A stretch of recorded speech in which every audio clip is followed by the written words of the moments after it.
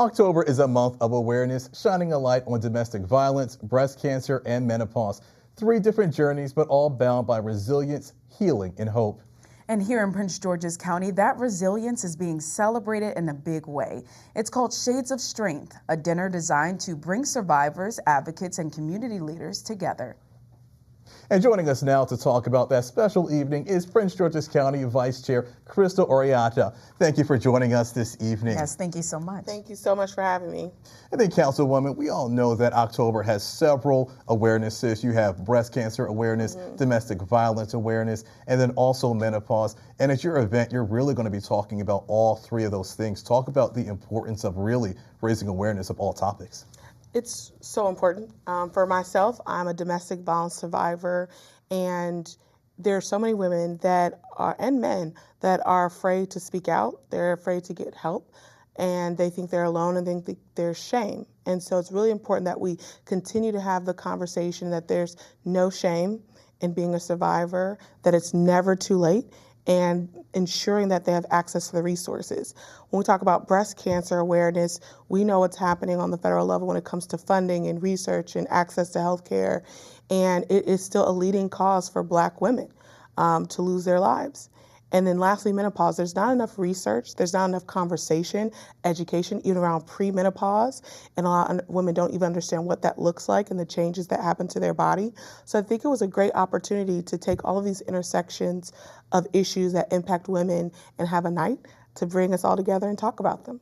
That sounds wonderful. Now, the name Shades of Strength is so powerful. So what does that name mean to you, and what do you hope people take away from this event? Yeah, that strength comes in so many different ways, and it doesn't always look the same. Because I think sometimes people compare their story and how they show up in those struggles with if they're strong or not. But it doesn't have to look the same for everyone. And I hope that everyone walks away with they're strong because they're making it through it, because they're getting up every day and they're fighting through breast cancer, even if they haven't rung the bell yet. Even for those survivors that maybe haven't made that choice to leave yet, you're still strong because you're still fighting every day to find yourself. And so my hope is that people understand however they show up every day, it looks different. There's no one way to be strong. In addition to this event, you are also introducing a new bill. We actually got information about that today into our newsroom. Can you kind of explain to our viewers what it is? Yeah, so I'm really excited to be working with Delegate Ashanti Martinez on Healing Scars Act.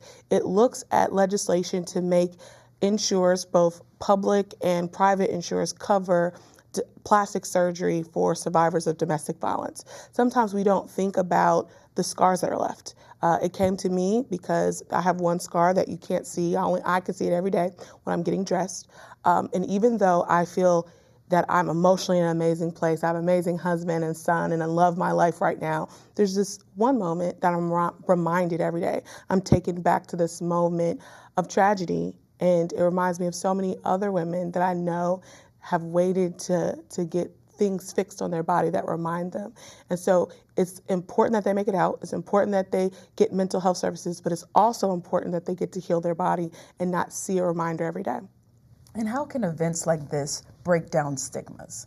I think it's by seeing so many survivors that come from different backgrounds. I know, especially when I share my story, and some people are surprised because of the way I show up in life. Most people know I'm very loud and I advocate for issues and I'm very strong. And there's this idea that you cannot be a victim of violence if you are that way.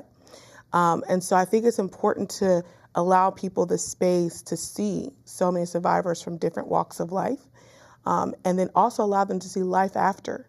Because sometimes you don't know what life is going to look after. For me, it was 10 years with someone, right? Is there life? Is there happiness? What's on the other side of that?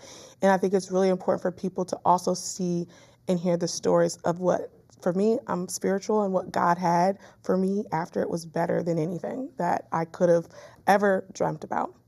And when speaking of all 3 topics, menopause is that one issue that people really don't talk about, but you're really now going to really raise awareness of it. Yeah, because I think sadly, we don't think about how it impacts our bodies until it happens. For me, historically in my family, a lot of women hit menopause early in their late 30s. It was 38 for my grandmother, 38 for my mom. I'm 38 now, and I'm going through premenopause, right now, right? And what does that look like if you want to be a mom? What does that look like for your body and the changes that you go through? And I think there's just not a lot of education around it. There's definitely not a lot of research around it. And so I think it's really important for women to take those conversations and create our own space. Don't wait for people to have conversations about them. Well, thank you so much, Councilwoman Oriadha. It has been a pleasure, and this has been a powerful conversation. Thank you so much. Now, Shades of Strength takes place tomorrow, October 29th, from 6:30 to 8:30 p.m. at the Oak Crest Community Center.